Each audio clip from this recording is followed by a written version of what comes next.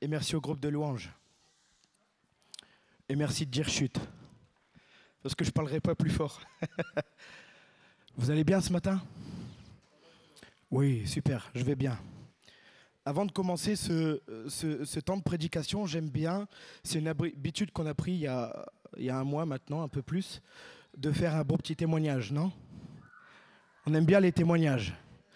Et juste avant d'appeler ma sœur Martine, je voudrais vous remercier à tous ceux qui prennent ce courage. Tout va bien. Voilà. Mais si, tu vas passer un bon moment.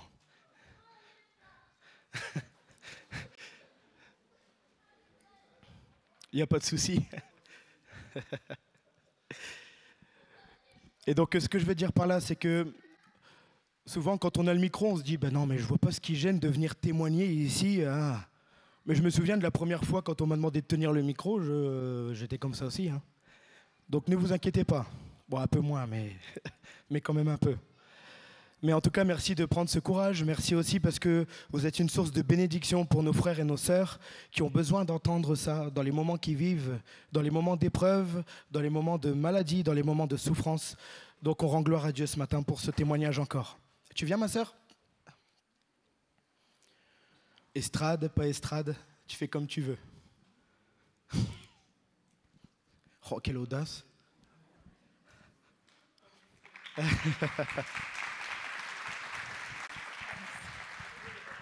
Alors, tu peux prendre ton temps ce matin, mais pas trop.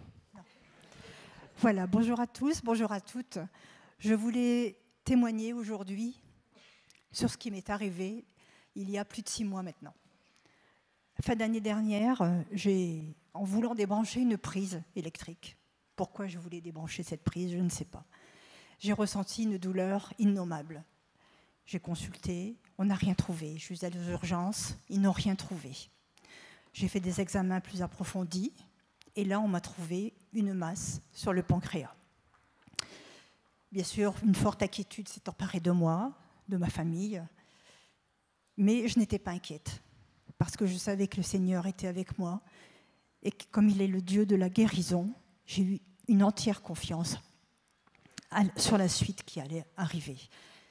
J'ai passé un scanner, un IRM qui a confirmé le diagnostic.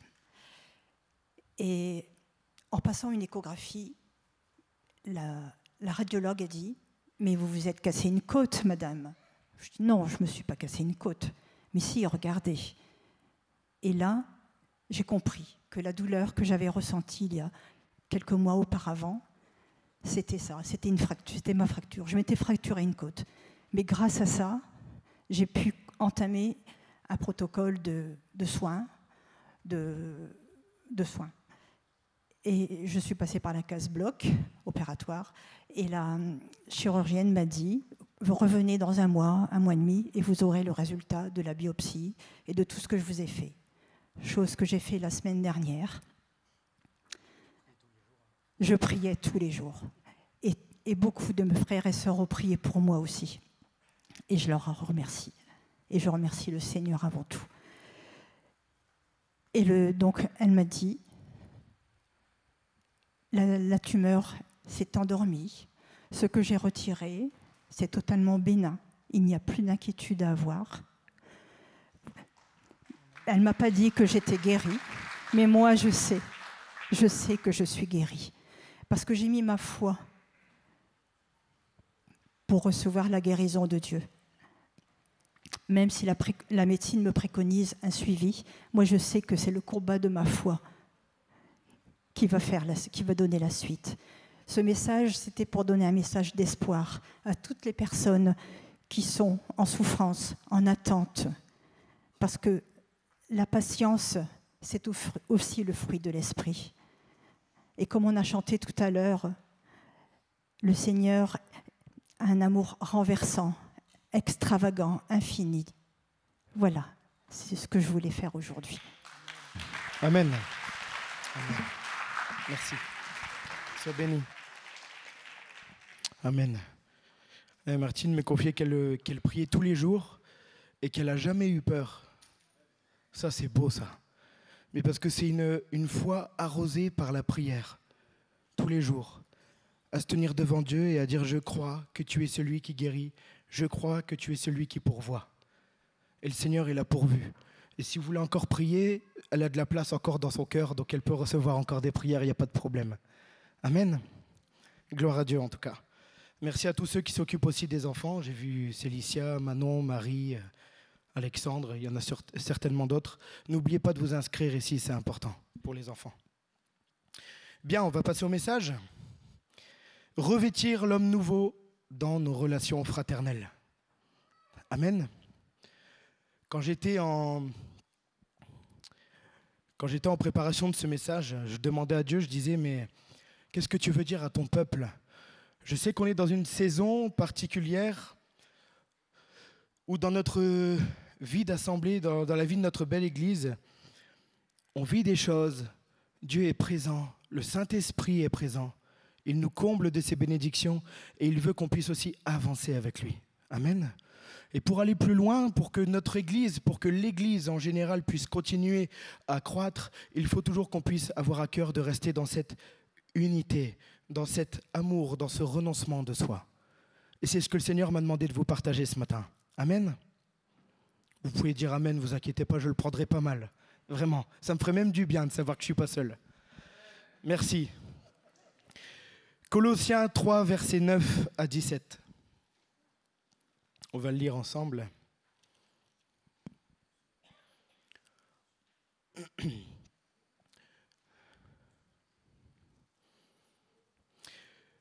Ne mentez pas les uns aux autres, vous étant dépouillés du vieil homme et de ses œuvres, et ayant revêtu l'homme nouveau, qui se renouvelle dans la connaissance selon l'image de celui qui l'a créé. Il n'y a ici ni grec, ni juif, ni circoncis, ni incirconcis, ni barbare, ni scythe, ni esclave, ni libre, mais Christ est tout et en tous.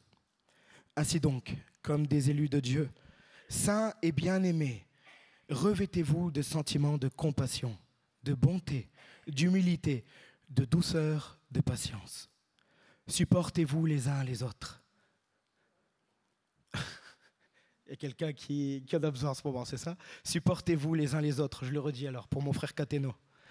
Et s'il a un sujet de se plaindre de l'autre, pardonnez-vous réciproquement. Amen. De même que Christ vous a pardonné, pardonnez-vous aussi. Mais par-dessus toutes ces choses, revêtez-vous de l'amour qui est le lien de la perfection. Et que la paix de Christ, à laquelle vous avez été appelés pour former un seul corps, règne dans vos cœurs et soyez reconnaissants. Que la parole de Christ demeure en vous dans toute sa richesse. Instruisez-vous et exhortez-vous les uns les autres en toute sagesse, par des psaumes, par des hymnes, par des cantiques spirituels, chantant à Dieu dans vos cœurs en vertu de la grâce. Et quoi que vous fassiez, en parole ou en œuvre, faites tout au nom du Seigneur Jésus-Christ, en rendant par lui des actions de grâce à Dieu le Père. Amen. J'aime ce verset. Il nous rappelle combien nous sommes importants. Importants pour Dieu, oui, mais importants pour nos frères et nos sœurs. Importants pour eux, pour leur montrer l'amour que Dieu leur porte au travers de nous, pour leur montrer la compassion de Dieu au travers de nous. Je rends gloire au Seigneur pour l'Église que nous avons ce matin. N'y voyez là aucun jugement, mais prenez tout ce qu'il y a à prendre. Amen, ce matin. Trop souvent, ce qui affaiblit l'Église ne vient pas de l'extérieur, mais de l'intérieur. Des blessures qui peuvent être non réglées, peut-être aussi des ambitions personnelles ou des critiques cachées, de la méfiance peut-être. Et pourtant, Dieu y prévoit une œuvre encore plus excellente, l'amour, l'unité et le renoncement à soi-même. Amen. Et c'est ce que Paul nous rappelle dans l'épître aux Colossiens en nous disant qu'on a quitté l'ancien homme pour revêtir l'homme nouveau. Et surtout, cela doit se voir dans nos relations.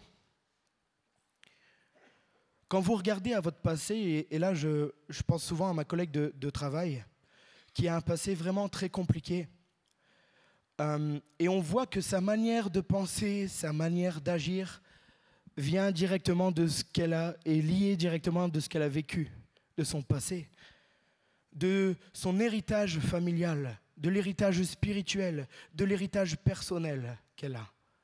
Et on voit que ça la bloque dans beaucoup de choses, dans sa relation aux autres, dans son ouverture d'esprit, dans sa façon d'agir, dans sa bienveillance. Comme il est écrit, nous avons hérité la vaine manière de vivre de nos pères, dans 1 Pierre 1, verset 18. Mais l'homme nouveau, c'est celui qui a accepté Jésus dans sa vie. Amen. Qui a abandonné son ancienne nature avec toutes ses convoitises et tous les désirs et revêtir Christ. Amen. Si quelqu'un est en Christ, il est une nouvelle créature. Les choses anciennes sont passées, voici toutes choses sont devenues nouvelles. Amen. C'est dans 2 Corinthiens 5, verset 17.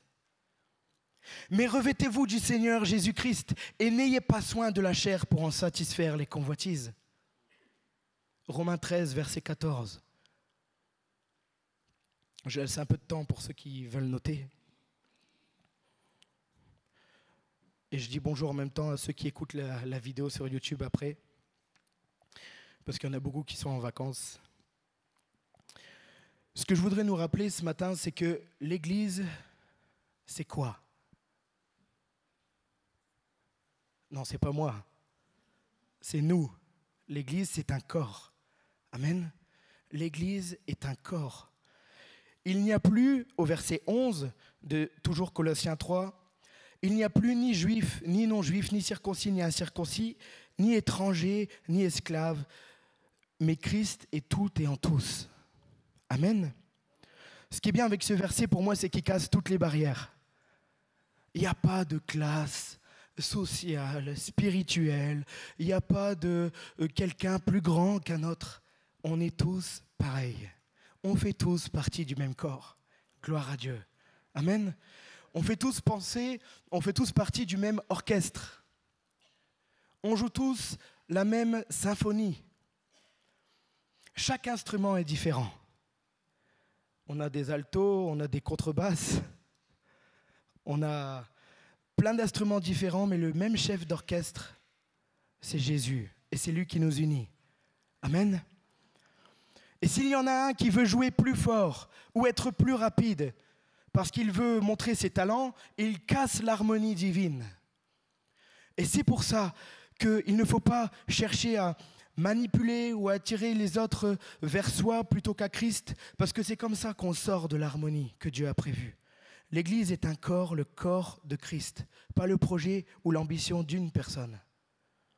Amen. Et ce corps, il fonctionne uniquement si tous les membres ont revêtu l'homme nouveau, avec un grand H, l'homme et la femme. Celui qui veut faire partie du corps du Christ accepte Jésus comme son sauveur et a le manteau de Jésus sur sa vie et ne se comporte plus comme l'homme ancien, mais comme l'homme en Christ. On l'a chanté ce matin. Amen. L'homme nouveau marche dans l'humilité. Ah, l'humilité. On n'est pas parfait avec le conseil. Ouais, pour ceux qui l'auraient cru, je vous le dis. Voilà. Et vous le savez, Bruno n'est pas parfait. Je ne sais pas qui c'est qui a dit que c'était Dieu la dernière fois, mais vous savez que Bruno n'est pas parfait. Mais rassure-toi, tu n'es pas parfait aussi. Mais nous nous aimons tous. Je dois dire quoi? Si Elisabeth n'est pas parfaite non plus? Mais ça, on le sait. Ah non, tu veux que je pose la question? Celle qui te connaît le mieux. Mais nous savons que nous avons tous un cœur qui ne veut pas faire le mal. Bruno n'est peut-être pas parfait, mais je le remercie aujourd'hui. Regardez, c'est simple. J'ai mal à ma voix. Et il voyait que j'étais encore en train de chanter fort, alors que j'ai dit juste avant, il faut que je pousse pas trop. Et il m'a dit, va doucement avec ta voix. Il a été me chercher la bouteille d'eau et j'ai pu boire. Vous voyez, c'est un bon gardien. Il n'est pas que mon gardien, il est le gardien de tout le monde ici présent. Donc rendons gloire à Dieu d'avoir un serviteur comme ça pour notre Église. Amen. Même si nous ne sommes pas parfaits les uns aux autres. Même moi, je ne suis pas parfait. Je sais que c'est difficile à croire. Mais enlevez cette étiquette, je vous en prie. Je ne suis vraiment pas parfait. Je vous laisse le temps d'y réfléchir pendant que je bois un verre d'eau, mais je sais qu'il y en a qui tombent, restez sur vos chaises. Mais j'en ai d'ailleurs blessé plus d'un ici, sans le vouloir.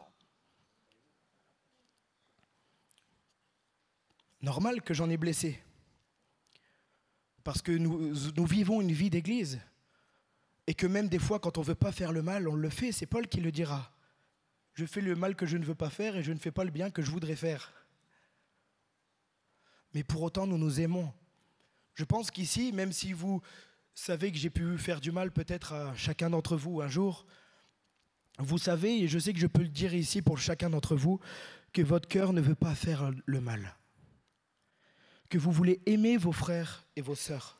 Je ne médite pas des plans contre chacun d'entre vous. Je ne veux pas pousser quelqu'un à l'erreur. Je ne veux pas le manipuler. Dieu m'en est témoin. C'est ça le plus important. Ce qui est le plus important, c'est l'état de cœur. Peut-être qu'involontairement, tu as pu blesser ton frère ou ta sœur, ou tu as pu être blessé par un frère et une sœur. Les manipuler, ou les humilier, ou les juger. Et le Seigneur permet ce matin de pouvoir faire ce retour sur soi-même. Tout simplement pour aussi être conscient que nous avons une responsabilité. Et le Seigneur, je vous garantis qu'il se sert de nos erreurs pour les transformer pour sa gloire. Et si tu as une mauvaise attitude envers ton frère ou ta sœur, va le voir. Ou si tu as quelque chose à lui dire, c'est Paul encore qui dit ça, je ne sais plus, qui dit « vaut mieux une vérité qui n'est pas dissimulée qu'un amour caché ». C'est ça, je ne me trompe pas? Donc, vaut mieux dire quelque chose, une vérité à son frère et sa sœur, dans l'amour, toujours, que de voiler et que de dire, non, je ne vais pas lui dire, et puis de laisser ça vous bouffer, vous gangréner. Amen. Mais le Seigneur nous met un avertissement ce matin. Quand je parcourais la parole, je me suis arrêté sur Matthieu 5, versets 20 à 22. On va le lire ensemble. En effet, je vous le dis, si votre justice ne dépasse pas celle des spécialistes de la loi et des pharisiens, vous n'entrerez pas dans le royaume des cieux. Vous avez appris qu'il a été dit aux anciens, tu ne commettras pas de meurtre.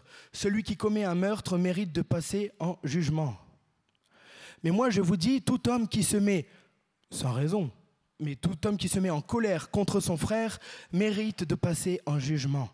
Celui qui traite son frère d'imbécile mérite d'être puni par le tribunal. Et celui qui le traite de fou mérite d'être puni par le feu de l'enfer. Oui, je crois que c'est ça. Dans d'autres versions, il est dit « Mais moi, je vous dis que quiconque se met en colère contre son frère mérite d'être puni par les juges, que celui qui dira à son frère « Raka » mérite d'être puni par le Sanhédrin, et que celui qui lui dira « Insensé » mérite d'être puni par le feu de la géhenne. Si donc tu présentes ton offrande à l'autel, et que là tu te souviennes que ton frère a quelque chose contre toi, laisse là ton offrande devant l'autel, et va d'abord te réconcilier avec ton frère. Puis viens présenter ton offrande. Accorde-toi promptement avec ton adversaire pendant que tu es en chemin avec lui, de peur qu'il ne te livre au juge, que le juge ne te livre à l'officier de justice et que tu ne sois mis en prison. Je te le dis en vérité, tu ne sortiras pas de là que tu n'aies payé le dernier cadran. On peut dire amen à ce verset? Ça veut dire d'accord. Quiconque se met en colère contre son frère sera passible du jugement. Alors il ne faut pas s'étonner si Dieu des fois ne nous répond pas. Même nous, des fois, nous pouvons ouvrir des portes. Au diable, j'entends. Il faut être clair ce matin. Il va se servir de ta rancune, de ton amertume, de ton animosité pour t'attirer dans des choses encore plus sombres. À moins que tu ne te repentes et que tu implores le secours de Dieu, que tu demandes pardon à Dieu et à ton frère. Alors c'est que le frère. Hein. Une femme, vous pouvez la blesser, c'est pas grave. C'était pour avoir un peu de rire. Non, ça n'a pas fonctionné? Bon, je retire ce que j'ai dit. Non, il y a d'autres versions qui disent à ton prochain. Donc frère ou sœur, ne vous inquiétez pas, on est tous dans le même lot. Mais ce qui m'a interpellé dans ce verset-là, et j'ai poussé la recherche, c'est qu'il y a une notion de gradation. En étant en colère contre un frère ou une sœur que tu devrais normalement aimer, tu mérites quoi? D'être puni. Puis, après la colère, il vient quoi? Quand tu es en colère contre quelqu'un, c'est quoi que tu fais après? Si je t'ai fait du mal au début, tu es en colère contre moi et après tu as envie de faire quoi? Ouais, bon c'est radical, mais allez, pourquoi pas? Exprimer cette colère, voilà. Par des paroles c'est mieux, voilà. Mais si tu exprimes cette colère par des paroles de haine ou de mépris, raka. Raka, en araméen, ça veut dire tête vide, fou. Alors, là, tu mérites d'être pris par le Sanhédrin, le conseil de l'époque, composé à l'époque, il y en avait 72, 73. Donc des prêtres et des anciens, donc des juges. Pour les Araméens, le mot raka, c'était comme lancer une malédiction sur la personne, parce que quand une personne était athée, qu'elle ne croyait pas, on lui disait raka, espèce d'insensé, espèce de fou. Et en lui disant ce mot-là, c'était comme s'il recommandait l'âme des insensés à la souffrance, à la damnation. Et c'est David qui dira, dans le psaume 109, verset 17, « Il aimait la malédiction, qu'elle tombe sur lui. Il ne se plaisait pas à la bénédiction, qu'elle s'éloigne de lui. » Dans le psaume 109, verset 28, plus loin, il est dit, « S'ils maudissent, toi tu béniras. S'ils se lèvent, ils seront confus et ton serviteur se réjouira. » Ça veut dire quoi? Ça veut dire que la première étape, c'est la colère. Qu'ensuite, après la colère, tu vas manifester cette colère en l'exprimant sur ton frère ou ta sœur, en l'insultant, en le maudissant. Vous vous souvenez des paroles dans la Bible? Qu'est-ce qu'il est dit dans la Bible au sujet de nos lèvres? Quel pouvoir elles ont? Qu'est-ce qu'il a placé en nous? Ce pouvoir, cette création, par notre bouche, nous pouvons maudire ou bénir. Tu as une responsabilité ce matin. Et il est important de dire que c'est de ta faute, comme c'est de la mienne. Mais à chaque fois que tu t'emportes vis-à-vis de ton frère, de ta sœur, que tu exprimes cette colère, tu lui lances une malédiction, qui en plus, laisse-moi te dire, ne sert à rien. Pourquoi? Parce que elles n'ont aucun effet sur un enfant de Dieu. Et en plus, cette malédiction, on l'a vu avec David, se retourne contre toi. Conclusion, tais-toi.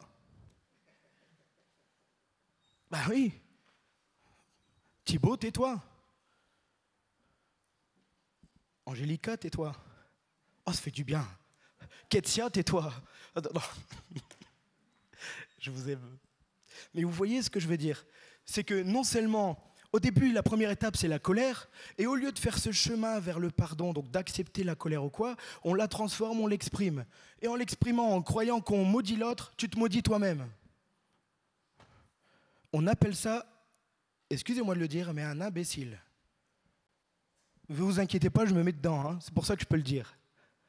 Mais on appelle ça un imbécile. Quelqu'un qui est tellement borné et qui est dans sa colère, qui va vouloir maudire, qui va vouloir lui dire « mais celui-ci il m'a fait ça, ça, ça, tu fais ça ». Alors des fois on prie. Oh, ceux qui prient pour dire « Seigneur, tu juges mon frère ou tu juges ma sœur », c'est encore pire. Parce qu'on rajoute le nom de Dieu dedans. Donc déjà là, il faut apprendre à avoir du recul et à se taire. Vaut mieux se taire que d'exprimer sa colère. Vous êtes d'accord avec ça?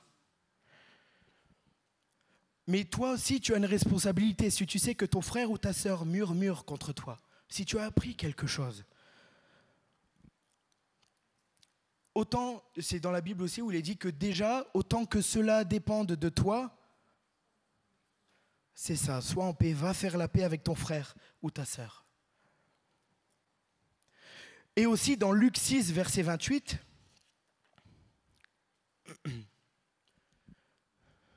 Bon, de toute façon, on le connaît. Bénissez ceux qui vous maudissent. Priez pour ceux qui vous persécutent, qui vous maltraitent. Voilà votre responsabilité. Voilà notre responsabilité. C'est-à-dire que personne n'est dédouané.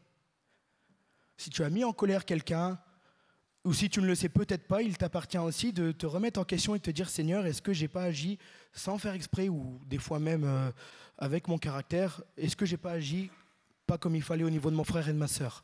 Et de s'examiner et d'avoir la responsabilité, de prendre cette responsabilité pour éviter que son frère ou sa sœur tombe dans un jugement.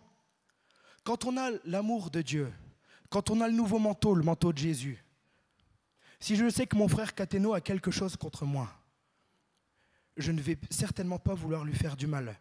Je sais très bien que s'il veut m'exprimer sa colère, il va se maudire, il va se perdre. Alors qu'est-ce que je fais en homme sensé? Je prie pour lui, je le bénis et je demande à Dieu qu'il intervienne dans cette situation, qu'il crée cette rencontre et que derrière ce soit l'amour de Dieu qui agisse pour que Cathéno puisse être en paix et pour que je puisse être aussi enfin en paix. Il y a jamais, on dit à chaque fois, il n'y a jamais blanc ou noir. Il y a toujours gris. On a tous la même responsabilité. Alors si je dis ça ce matin, c'est parce que le Seigneur m'a demandé de le dire. Et parce que si nous voulons grandir en tant qu'Église, je crois que nous devons grandir dans cette unité, dans cet amour et dans ce renoncement à soi-même. Cette humilité, c'est indissociable. Amen. En tout cas, celui qui est son frère ou sa sœur est même considéré, vous l'avez vu dans la Bible, comme un meurtrier. Puisqu'en voulant projeter une malédiction, tu veux nuire ou détruire ton frère ou ta sœur. 1 Jean 3, verset 15 dira « Quiconque est son frère est un meurtrier ». Voilà, comme ça au moins, c'est clair, noir sur blanc. « Et vous savez qu'aucun meurtrier n'a la vie éternelle demeurant en lui ». Voilà, comme ça c'est clair, noir sur blanc. Donc vous voyez, il y a une notion de gradation. D'abord, tu es en colère, tu peux être puni, Dieu te résiste, et en manifestant cette colère par la haine et par des mots, tu sais que ces paroles se retournent contre toi, que tu es privé de bénédiction et que tu es considéré comme un meurtrier. Mais ce n'est pas fini. Qu'est-ce qui vient ensuite? Le terme d'après que l'on voit dans la Bible, c'est le mot insensé. On peut se dire que c'est plus faible que raka. Parce que rien qu'en disant de son frère qu'il est fou, qu'il a une tête vide, on lui jette déjà une malédiction. Alors j'ai cherché les traductions. Et là, on a quelque chose de très, très, très sympa. Parce qu'il y a en fait un jeu de langue. Okay? Le premier terme raka, on peut le traduire en grec par moros, traduit en français insensé, fou. Mais le mot insensé utilisé par Jésus est le même qui est dans Matthieu 23, verset 17. Et lui, il est en fait à traduire en hébreu, moré, qui signifie se rebeller contre Dieu. La rébellion contre Dieu, c'est la suite logique. Quelqu'un qui est en colère, qui ne pardonne pas, qui écoute sa haine, qui insulte, qui maudit son frère en Christ, devient par la suite un rebelle contre Dieu. Et le rebelle contre Dieu mérite d'être puni par le feu de la géhenne. C'est pas moi qui le dis. Et le nom géhenne du feu, alors là je me suis amusé aussi et j'ai vu que ça provenait en fait de la vallée de Hinnom. Je sais pas, voilà, je sais pas s'il y en a qui connaissent. En hébreu on dit Gué-Hinnom, qui entourait Jérusalem du côté sud et dans laquelle était célébré autrefois le culte de Moloch. Et c'est dans, on va le lire, 2 Rois 23, verset 10, comme ça vous allez voir que tout est dans la Bible. C'est juste un verset, ça n'a pas de rapport, mais c'est pour appuyer ça. Je sais que je ne te l'ai pas donné, tu le mets quand tu veux. Mais en fait, on y jetait là-bas, afin de profaner les corps des animaux morts, où on faisait des sacrifices d'enfants par le feu. Et on y entretenait un feu pour les consumer. Vous voyez ? Je ne sais pas si... C'est 2 Rois 23, verset 10. Et ce lieu, Gué-Hinnom, la vallée de Hinnom, était devenu, vous voyez, le roi... Donc c'est Josias, dans un roi. Le roi souilla Tophet dans la vallée des fils de Hinnom, afin que personne ne fît plus passer son fils ou sa fille par le feu en l'honneur de Moloch. C'est clair, je ne l'invente pas. Et ce lieu, en fait, était devenu une image de l'enfer, personnifiée. Et c'est dans ce sens que le Nouveau Testament emploie ce terme. Si tu te rebelles contre Dieu, voilà où tu finis. Dans le feu de la géhenne, dans Gehinnom. Tu te rebelles contre Dieu. Et c'est pour ça que c'est important de tout de suite se recadrer ensemble ce matin et de savoir où on en est. Il n'est trop tard pour personne. Et je ne juge personne. Et je ne sais pas d'ailleurs toutes les situations que vous pouvez vivre tous indépendamment. Mais Dieu le sait. Et c'est pour ça que ce matin, il y a ce message, afin que tous puissent l'entendre. Es-tu en colère? Es-tu dans la haine? Dis-tu de ton frère ou de ta sœur qu'il est un insensé? Fais attention, mon frère ou ma sœur, à ce que tu emploies, à ce que tu décides de faire. Car déjà, tout se retourne contre toi. Ne vous mentez pas les uns aux autres. C'est dans Colossiens qu'on a vu ensemble. Vous avez revêtu l'homme nouveau. Revêtez-vous de sentiments de compassion, de bonté et d'humilité. Amen. On est corps, âme et esprit. De toute façon, l'esprit qui nous anime, ça se reflète dans notre attitude. Vous le voyez, non? Quand quelqu'un tente de vous manipuler, quand quelqu'un ment ou médite de sombres projets, tôt ou tard, ça se voit. Je crois que j'ai noté, on l'a chanté ce matin. Aucun mur ne peut résister, aucun mensonge ne peut tenir. Aucune ombre ne peut subsister. Un jour ou l'autre, la lumière vient et arrive. Et tu es démasqué. Et ça, c'est le vieil homme qui ment, qui critique et qui réclame. Le nouvel homme pardonne, honore et s'humilie. Amen.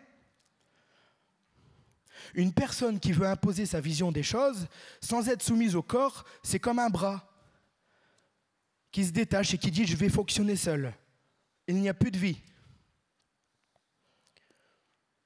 Est-ce que vous êtes tous d'accord ce matin, là où vous êtes, pour dire que le Seigneur, il a placé des dons et des talents en vous? Est-ce que vous le savez? Est-ce que tu sais, ma sœur ou mon frère, que Dieu t'a donné des dons et des talents pour que tu puisses les mettre en pratique? Mais Dieu n'a pas besoin de notre talent s'il n'est pas accompagné d'humilité. Il cherche des serviteurs, pas des stars. La seule chose aujourd'hui qui peut vous permettre de sortir de cet état mauvais de ce vieil homme, de cette vieille nature, c'est quoi à votre avis? La plus grande de ces choses, l'amour. L'amour. L'amour, c'est le lien de la perfection. C'est le verset 13 et 14 de Colossiens, si tu peux le mettre, Sandrine, s'il te plaît. Colossiens 1, 9, c'est le verset 13 et 14.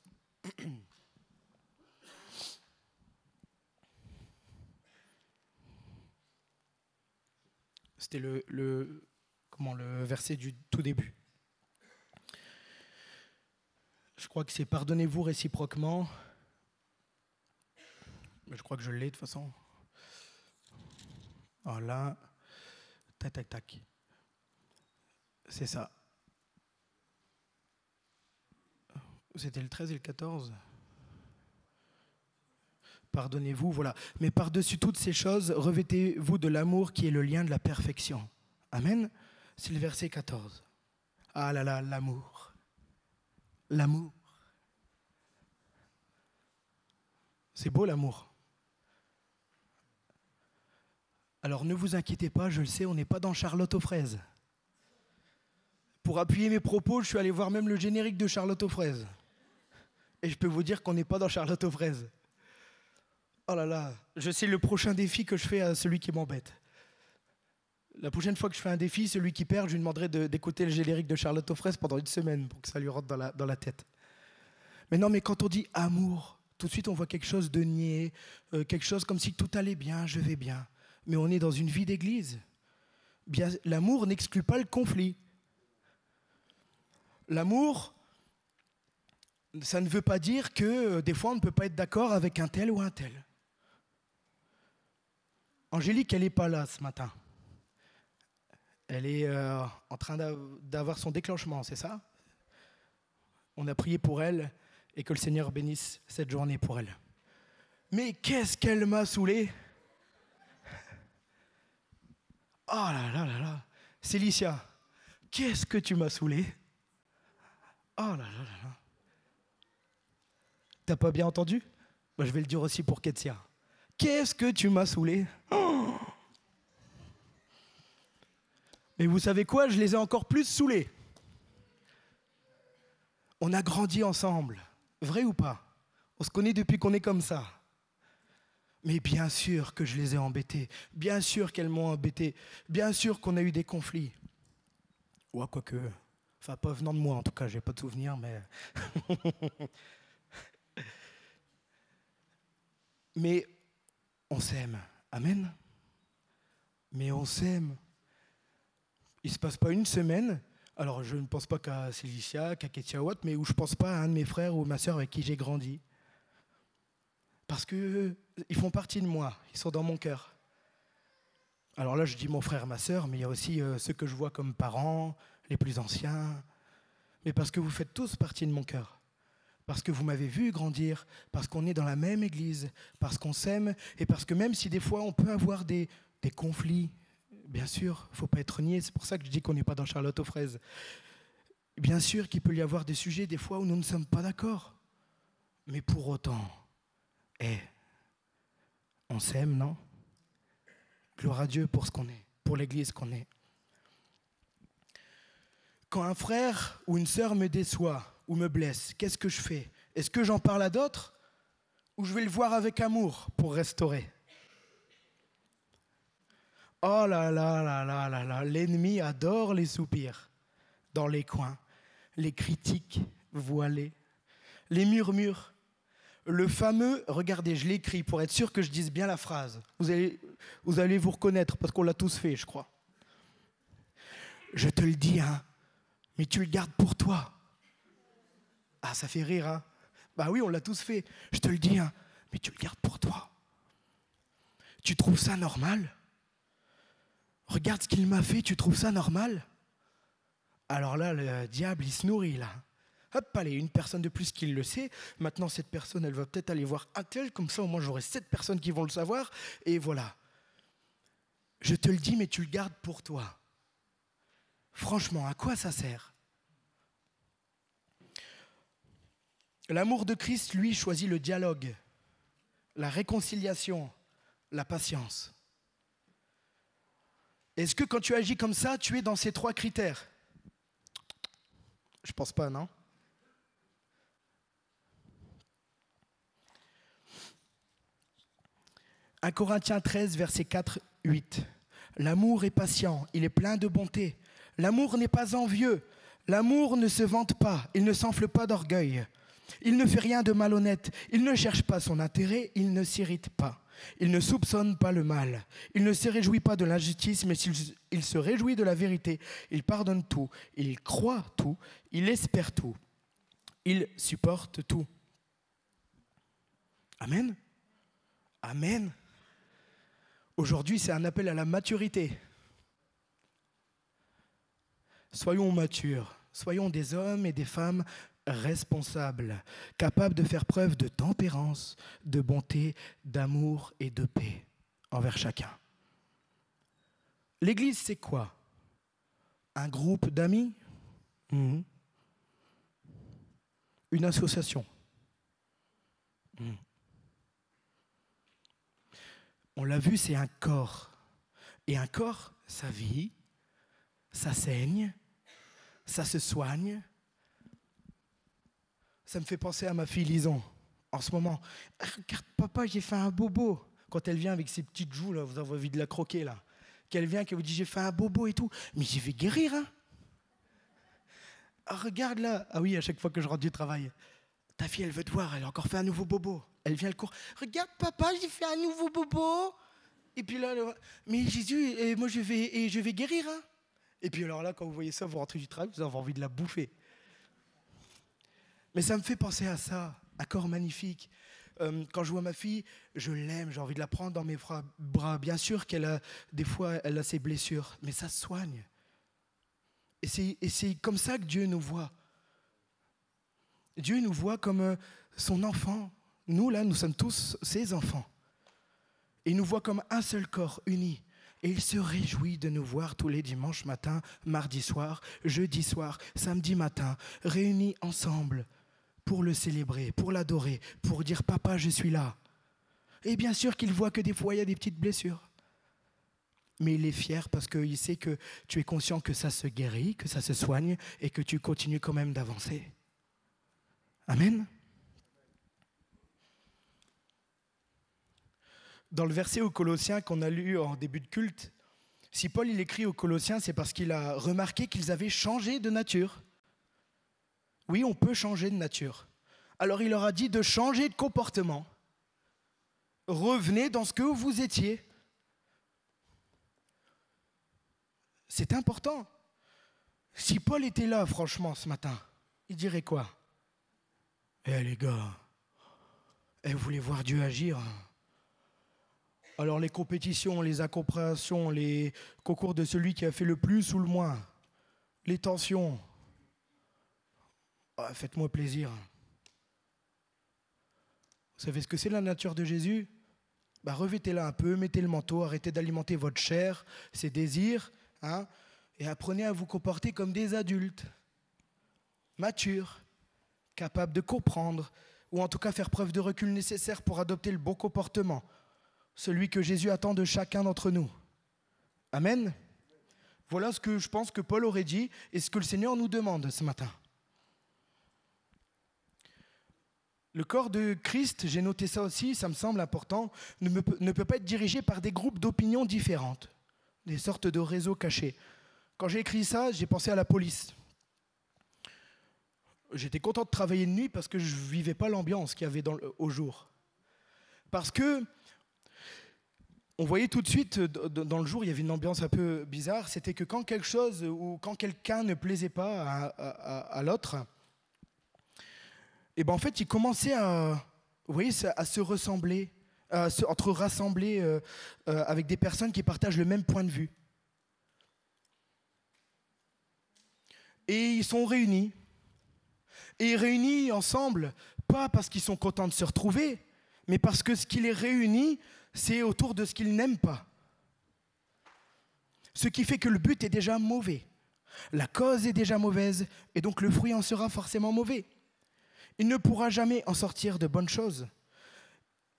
Dans le travail où j'étais avant, c'est comme si il y en avait qui avaient construit plusieurs petits groupes, des sous-groupes, dans le groupe de collègues.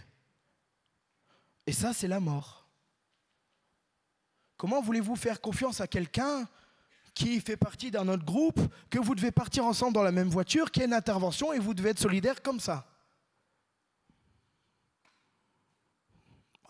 Compliqué, non? Ça m'est arrivé une fois, ça. Ça m'est arrivé une fois, ça. Il y avait une vingtaine de jeunes qui arrivaient parce qu'ils voulaient en découdre. Donc, comme on n'était que deux, je vais pour monter dans la voiture et mon collègue s'était déjà enfermé en fermant les portes. Sympa, hein?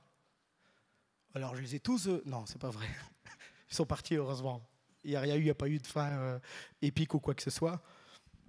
Mais ce que je veux dire par là, c'est que... Et pourtant, je venais d'arriver, ça n'avait rien à voir. Mais à partir du moment où vous créez des groupes, à partir du moment où vous décidez de vous réunir autour de quelque chose qui ne vous aime pas, il ne peut pas y avoir du bon fruit derrière. Et c'est pareil pour l'Église. Quand il y a quelque chose qui... ne vous plaît pas et qu'on se réunit autour de ça, je le disais par exemple tout à l'heure, si moi je vous ai fait du mal et puis que Cateno il commence à dire regarde, il dit à Jeff, regarde Thibaut ce qu'il m'a fait, tu le dis pas mais regarde, hein.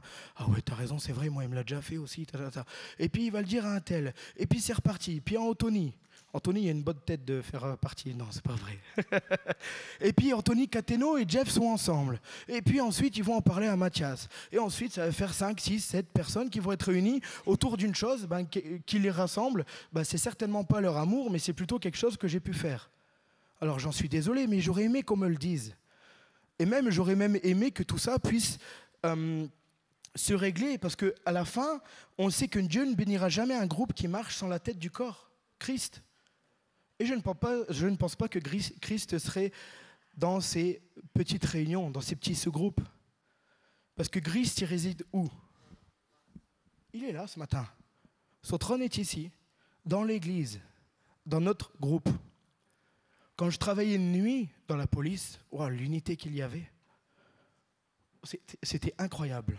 Je ne sais pas si je revivrai ça un jour, mais c'était une unité folle, parce qu'on savait qu'on était tous dans le même brin. Mais si, c'est vrai. Combien de fois ça m'arrivait où on croyait que c'était une intervention classique, on arrive et puis je dis, bon, aujourd'hui j'ai encore failli y passer. Et tous ensemble, on était unis, parce qu'on savait que du jour au lendemain, il pouvait arriver quelque chose et qu'on devait tous avoir la même vision, hommes et femmes. Ah ouais, je peux vous dire que c'était vraiment une belle chose. Et Dieu, il réclame ça pour notre assemblée. Une unité, pas une unité de façade, mais une unité entière de cohésion, d'amour et de renoncement à soi-même. On doit tous être capables aujourd'hui de pouvoir se parler. C'est humain, de se pardonner, de gérer les tensions sans hypocrisie ni manœuvre. On doit être unis. Si tu veux avancer ce matin, alors j'ai une bonne nouvelle. Il n'y a pas un meilleur endroit qu'ici. L'église, ce n'est pas un lieu parfait. C'est un lieu de perfectionnement. Amen. Il n'y a personne que je connais ici qui est parfait.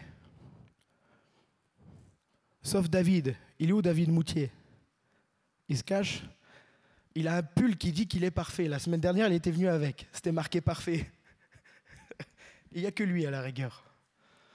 Mais il m'a embêté ce matin, alors je remets à 1. Voilà, chacun son tour. Non, je t'aime mon frère. Mais personne n'est parfait. Mais nous avons l'opportunité ici de nous amener vers cette perfection, chacun, de continuer d'avancer. Ah bah je l'ai noté, c'est dans Proverbe 27, verset 5. Mieux vaut une réprimande ouverte qu'un amour dissimulé, caché.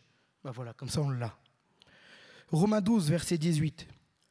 Bah ça aussi, dans le désordre. S'il est possible, dans la mesure où cela dépend de vous, soyez en paix avec tous les hommes. Amen. Et j'ai envie de vous dire aussi que l'amour, c'est le lien parfait, mais qui sera récompensé. Et là, il faut arrêter, parce qu'on parle rarement de récompense, alors, parce qu'on a peur, parce qu'on se dit, bah non, il faut être humble, mais ça fait du bien. Hey. Alors, on va se faire du bien un peu. Le saviez-vous? Dieu, plus tard, là-haut, il ne nous demandera pas combien de fois on avait raison. Mais combien de fois avons-nous aimé? Amen. L'amour qui couvre les fautes, l'amour qui supporte les faiblesses, l'amour qui choisit la paix. Voilà ce que Dieu couronne. Amen. Et c'est comme ça qu'il faut agir. Parce que moi, mon plaisir, c'est de plus tard venir et puis faire, tiens, oula, un grand sac avec plein de couronnes. Parce que j'aime mon Dieu et parce que naturellement je veux lui faire plaisir et parce que je veux m'efforcer à agir comme Dieu le fait envers nous tous.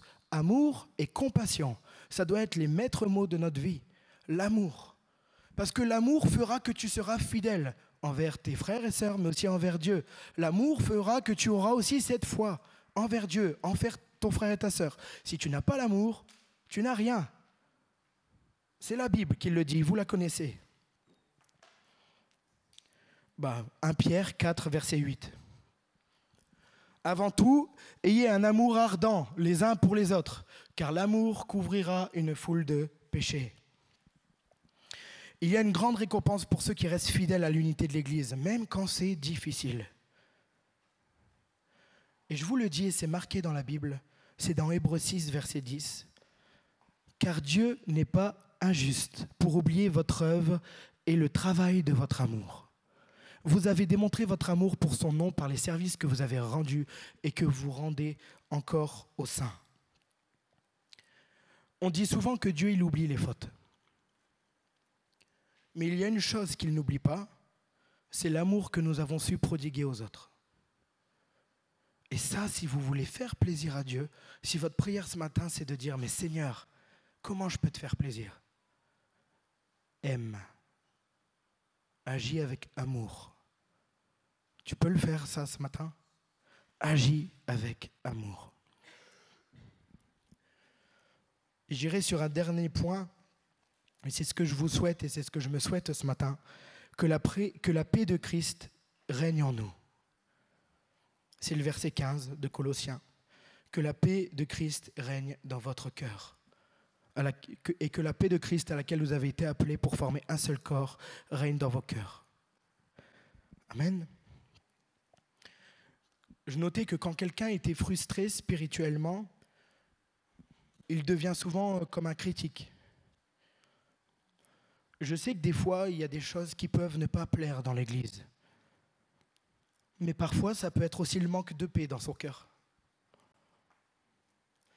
Si ce matin, tu n'as pas réglé tes blessures, ton passé, que tu l'as survolé, que tu as essayé de passer outre, ou peut-être que tu avais des attentes qui n'ont pas été comblées, tu risques un jour de les projeter sur les autres, même sur les leaders spirituels. Et c'est pour ça que le but, c'est de s'examiner ce matin et de pouvoir se dire que la paix de Christ ne vient pas de l'approbation des hommes, mais de la soumission à Dieu. Ça, je l'ai compris dans mon travail, je l'ai compris du haut de mes 32 ans. Mais la paix de Christ, elle ne dépend pas de ce que m'aura fait mon frère ou ma sœur, mais plutôt de ma soumission à Dieu, de ce que je lui dois. Et c'est ça qui me permet de rester en paix, d'observer toujours le bon comportement. Mais moi, le premier, je ne comprends pas tout. Et des fois, il y a peut-être des choses où je peux être en désaccord, que ce soit ici, dans la famille, peu importe. Mais je peux vous dire une chose, et vous le savez, celui qui reste en paix dans ces situations-là, c'est toujours celui qui a su renoncer à son ego.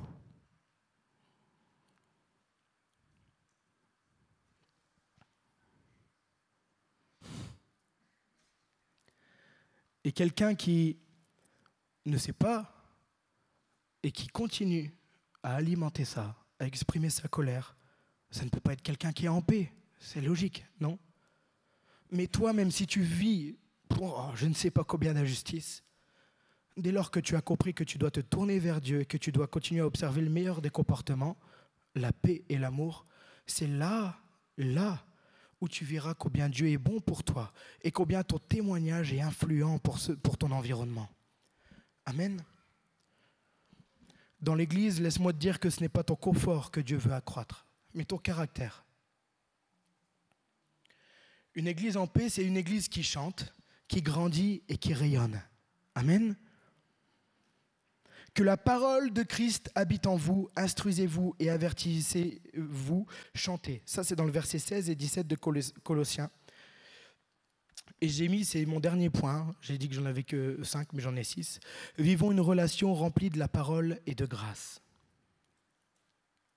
Ce n'est pas dans les critiques ou les murmures que l'on grandit, c'est dans la parole partagée, dans les cantiques, dans la grâce que nous vivons entre frères et sœurs, dans tous ces temps que nous prenons, aussi bien ce matin que dans les réunions d'hommes, dans les réunions de femmes, que dans les réunions d'intercession, les réunions le mardi, les groupes de maison. Et vous avez bien compris ce matin que je ne parle pas pour accuser, mais plutôt pour protéger notre assemblée. Amen. Si nous voulons grandir, que nous voulons voir de plus en plus Dieu agir au sein de notre assemblée, alors il faut être capable de demander à Dieu, de prier que cette Église devienne un lieu d'unité spirituelle où Christ est tout et en tous. Amen. Je ne vais pas aller plus loin ce matin. Je vais demander au groupe de louanges de venir et puis aux frères et sœurs qui étaient mandatés pour préparer la Sainte Seine de bien vouloir se préparer. Et je veux faire un appel, mais dans ton cœur. Je voudrais qu'on puisse baisser nos fronts ce matin.